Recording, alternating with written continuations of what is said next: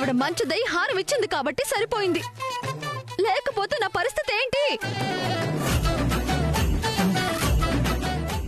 సర్లే టైలర్, నేను అలా మాట్లాడుండకూడదు. తప్పైపోయింది, ఒప్పుకుంటున్నాను. ఇప్పుడు ఏం చేయాలి? మీరేం చేయక్కర్లేదు. మంచం మీద ఒక్కరే అటు ఇటు దొర్లుతూ ఫ్రీగా పడుకోండి. Tyler Tyler Tyler Tyler Tyler ఆగు టైలర్, నా మాట విను. టైలర్ టైలర్ టైలర్ టైలర్ ఆగు టైలర్, ప్లీజ్ టైలర్, నీకు దండం పెడతాను, నువ్వు వెళ్ళొద్దు టైలర్. నేను ఒక్కనే పడుకోలేను, నీకు తెలుసు కదా. Please please please please. అంత ఒక్కరే పడుకోలేనప్పుడు ఇంట్లో ఏదైనా గొడవ జరిగితే పెళ్ళానికి సపోర్ట్ చేయొచ్చు కదా, సపోర్ట్ చేయొచ్చు కదా, సపోర్ట్ చేయొచ్చు కదా. అలాగే సపోర్ట్. మీకు చేయడం చేత కాకపోతే నోరు మూసుకుని ఉండాలి, కానీ అందరితో కలిసి 4 రాళ్లు వేయకూడదు. నోరు మూసుకొని పడుకోండి. టైలర్ టైలర్ టైలర్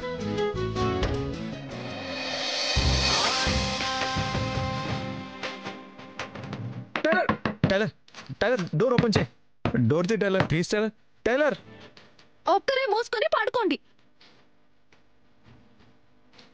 అయ్యో టైలర్ టైలర్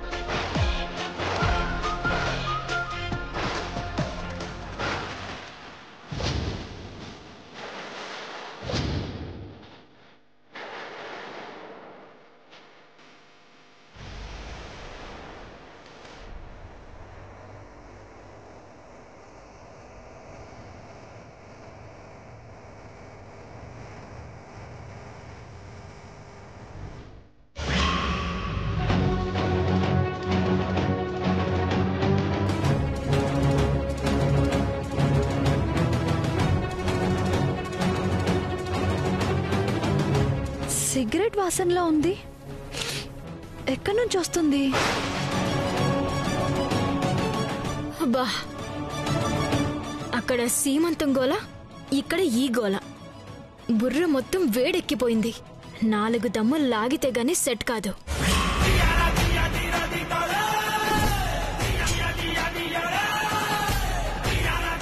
ఖచ్చితంగా ఇది సిగరెట్ వాసనే. ఎక్కడి నుంచి వస్తుంది? ఇంట్లో ఎవరు కాలుస్తున్నారు?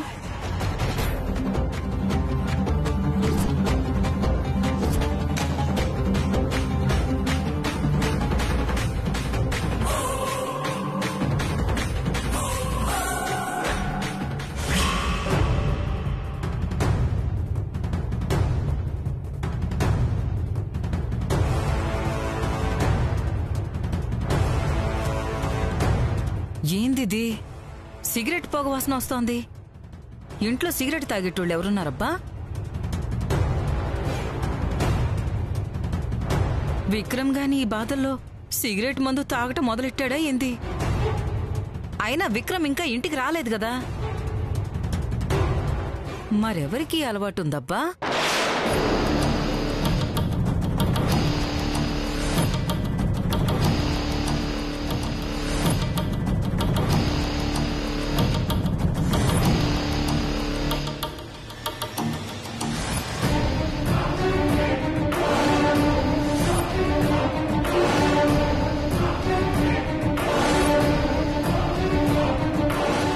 అత్తయ్య,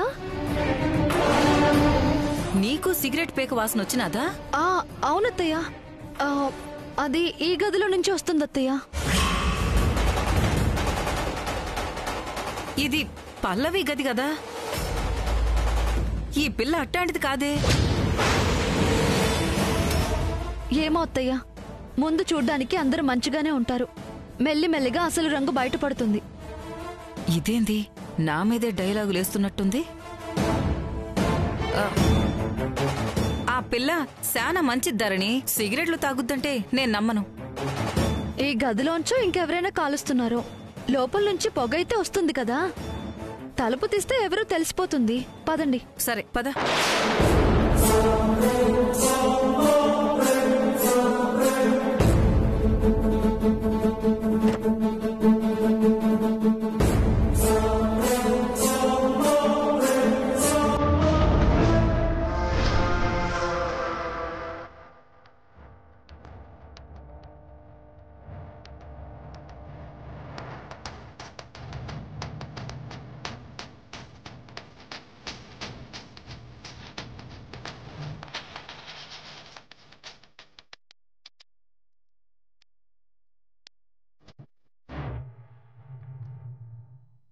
రాక రండి.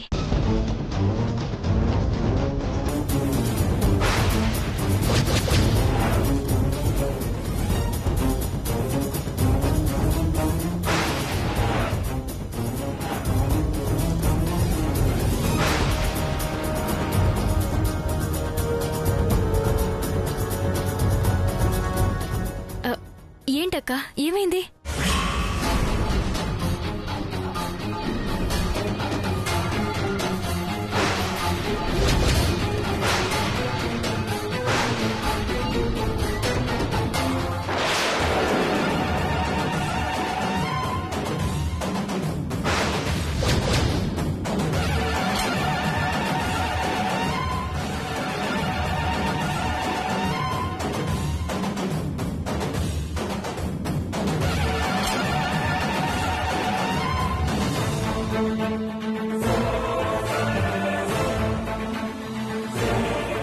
ఏందిది?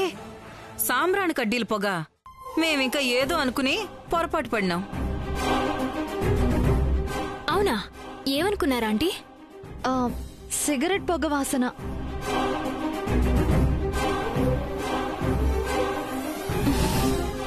బయటికి మాత్రం సిగరెట్ వాసనలో వచ్చింది. కానీ లోపల సాంబ్రాణి కడ్డీలు వెలుగుతున్నాయేంటి? ఓ, అది సిగరెట్ పొగ అక్క. నాకు తెలీదు, నాకు కూడా వచ్చింది. ఆ వాసన నచ్చక నేనే సాంబ్రాణి వెలిగించాను. అదనమాట కథ. ఇప్పుడు అర్థమైందా? అనుమానం పోయిందా?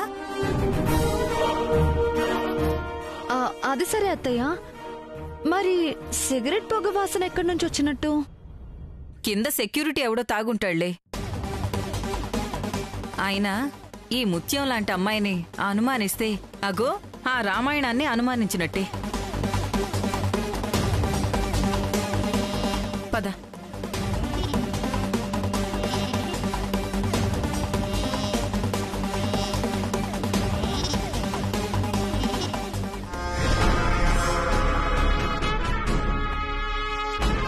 అంటే ధరణికి నా మీద అనుమానం వచ్చిందనమాట.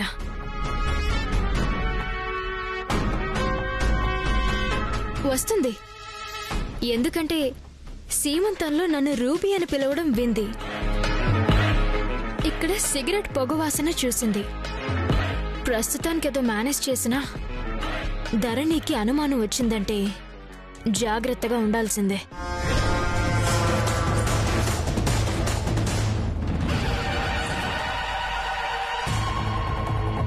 ఎంత జాగ్రత్తగా ఉన్నా మనకున్న అలవాట్లకి, సర్కిల్కి ఎప్పుడన్నా నిజం బయటపడిపోవచ్చు. కాబట్టి వీలైనంత తొందరగా పెళ్ళైపోవాలి. నన్ను పూర్తిగా నమ్మి సపోర్ట్ చేస్తున్న క్యారెక్టర్ సామ్రాజ్యం అంటే ఒక్కతే. అంటే అక్కడి నుంచి నరుకు రావాలి. అదేదో ఇప్పుడే మొదలు పెడదాం.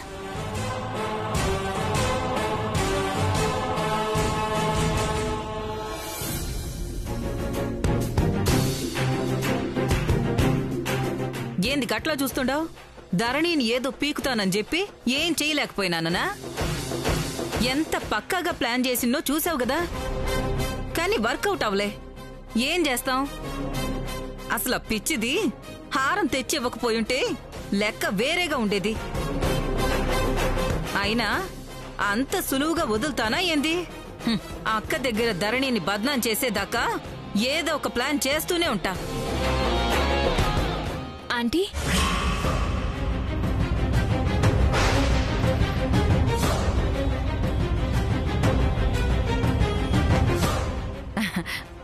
నువ్వా రామ్మా.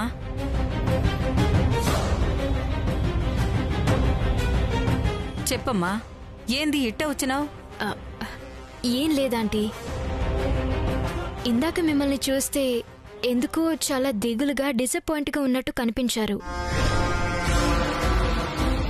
ఏమైందో అడుగుదామని వచ్చాను. ఏం చేస్తావమ్మా, ఏదన్నా జరుగుద్దని ఆశపడి అది జరగకపోతే గట్లనే ఉంటది మరి. ఏమనుకున్నారంటీ? ఏం జరగలేదు. అదా ఏంలే,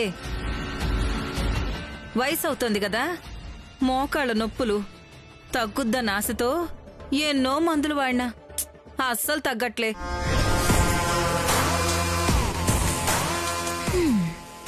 ధరణిని బుక్ చేద్దామని ప్లాన్ చేసావు, అవ్వలేదు.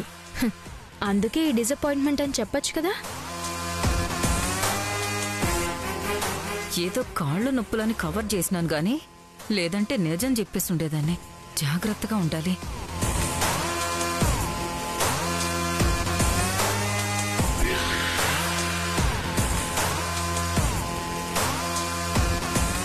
అయినా ఇది ఒకందుకు మంచిదేలే. ఎట్టాగూ కాళ్ళ నొప్పులని చెప్పినా కదా, ఈ పిల్ల ఎట్టాంటిదో టెస్ట్ చేద్దాం.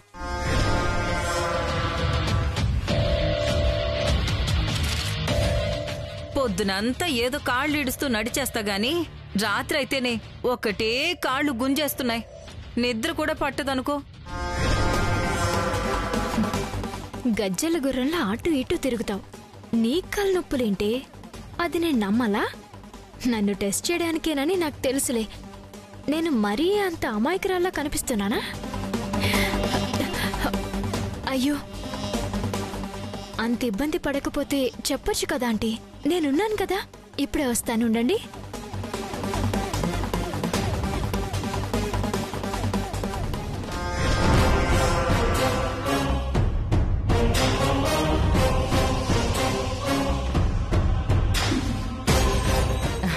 ఏం చేస్తున్నావమ్మా? కాళ్ళు నొప్పులు అన్నారు కదా ఆంటీ, వేడి నీళ్లతో కాపడం పెడితే హాయిగా నిద్ర పడుతుంది. టెస్ట్ పాస్ అయింది, మంచి పిల్లే. పర్వాలేదమ్మా, నీకెందుకు శ్రమ? అయ్యో, ఇందులో శ్రమేముందాంటీ? మీరు ఇబ్బంది పడుతుంటే ఎలా చూస్తూ ఊరుకుంటాను? మీరు పడుకోండి. అయ్యో పర్లేదు, పడుకోండి ఆంటీ.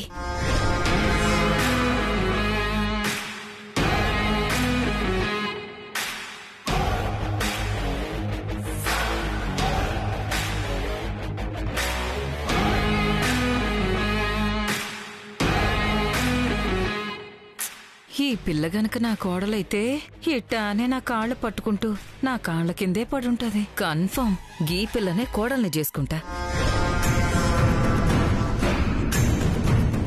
చిచి, చివరికి దీని కాళ్ళు పట్టాల్సి వస్తుంది. ఏం చేస్తాం, నా కర్మ. అక్క ప్రాణాలు తీసి నీ కుటుంబం నాశనం చేయడానికి అవసరమైతే ఏ గాడిద కాళ్ళైనా పట్టుకోవాల్సిందే.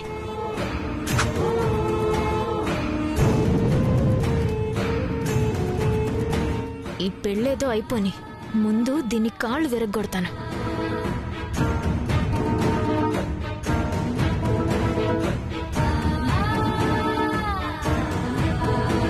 గీ పిల్లని ఎట్టైనా ఒప్పించొచ్చు, కాని విక్రమ్ ఒప్పుకోవట్లేదు కదా. ముందు వీళ్ళిద్దరిని దగ్గర చేస్తే పెండ్లికి వాడే ఒప్పుకుంటాడు. కాని ఎట్టా?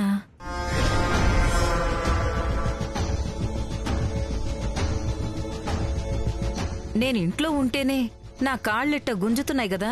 రోజంతా పుస్తకాలు పట్టుకుని తిరుగుతావు, నీ కాళ్ళు గుంజవా? అలవాటైపోయిందాంటీ. ఎప్పుడన్నా నొప్పి పుడితే ఎక్కడో చోట కాసేపు విశ్రాంతి తీసుకుంటాను. ఇన్నాళ్ళు ఎట్టా పడ్డావో ఏమో. మా ఇంటికొచ్చినాక ఇట్టంటి కష్టాలు పడ్నీకి వీల్లేదు. పొద్దున్నే విక్రమ్ కారులో పో, వచ్చేటప్పుడు తిరిగొచ్చేయి. అయ్యో వద్దండి, ఆయనకెందుకు ఇబ్బంది? ఇబ్బందే ఉందమ్మా. నువ్వు వాడి ప్రాణాలు కాపాడినావు, నీకోసం ఆ మాత్రం చేయలేడా ఏంది? అంటే ఆయనేదో బాధలో ఉన్నారు, ఎందుకు డిస్టర్బ్ చేయడమని. ఆ బాధల్లోంచి బయటపడేయడానికే కదా నిన్ను పొమ్మంటుంది. ఏమన్నారంటే? అదేనమ్మా, ఒంటరిగా ఉంటే వాడు అదే ఆలోచనలో ఉంటాడు. కాస్త తోడుగా ఉంటే వాడికి బాగుంటుంది కదా.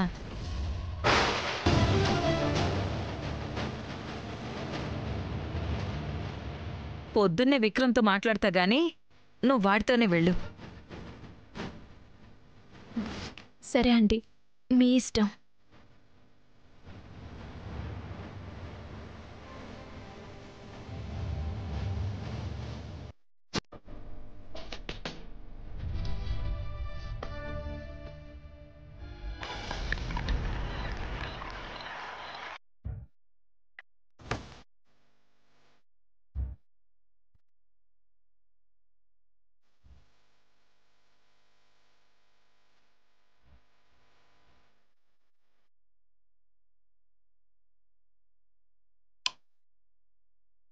ఎవరు?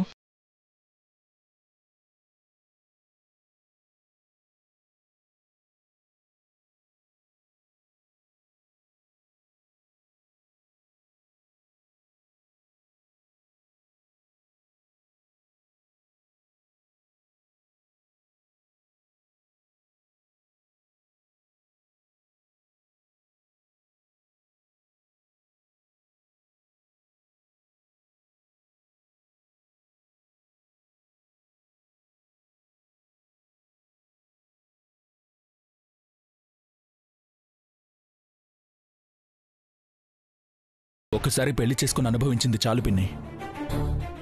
అరే, అందరూ అట్టాగే ఉంటారా? అన్నిసార్లు అట్టాగే అయిద్దా?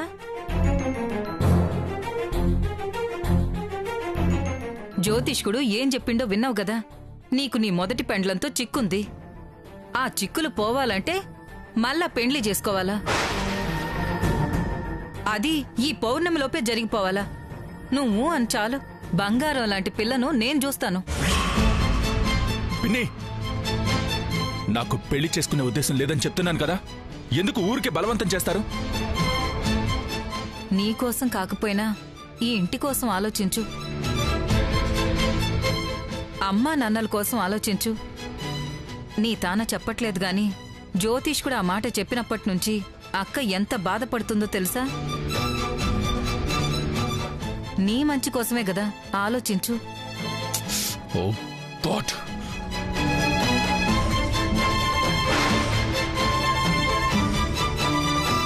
నాన్న Vikram, Vikram!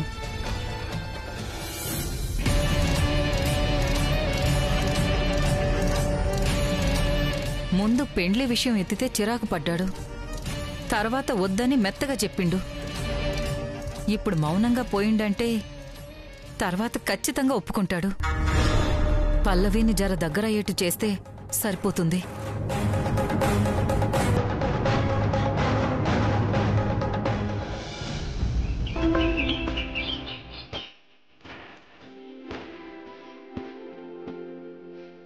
Good morning sir. Good morning Ravi. తెచ్చారా? తెచ్చాను సార్. ఓకే, ఈవినింగ్ కల్లా డాక్యుమెంటేషన్ కూడా రెడీ చేయించండి. Okay sir.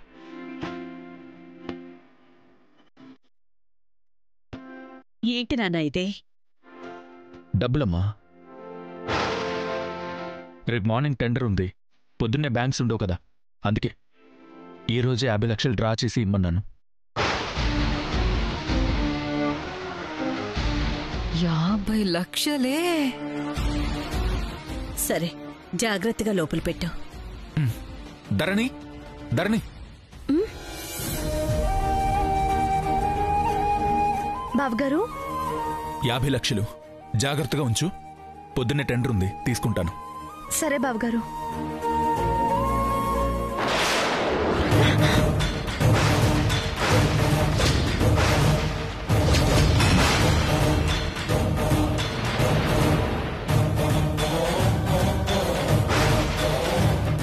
సారీ బావగారు. సారీ ఎంతమ్మా? సారీ చూసుకోవాలి కదా, డబ్బులు ఎవరైనా కింద పడేస్తారా? లేదు పిన్ని, నేనే చూసుకోకుండా వదిలేశాను.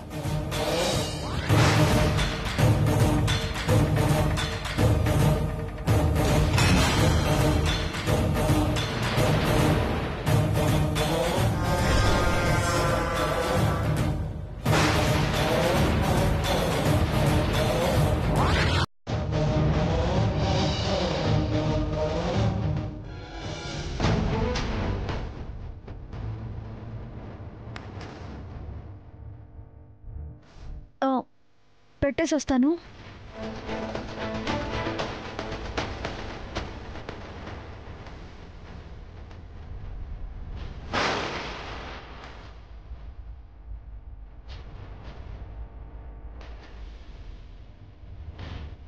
అంత డబ్బు అట్ట ఇచ్చేసినావు ఏంది నానా? నువ్వే జాగ్రత్తగా పెట్టుకోవచ్చు కదా. సామ్రాజ్యం ధరణి కూడా జాగ్రత్తగానే పెడుతుంది. ఇంట్లో ప్రతి పైసా లెక్క ధరణియే చూస్తుంది.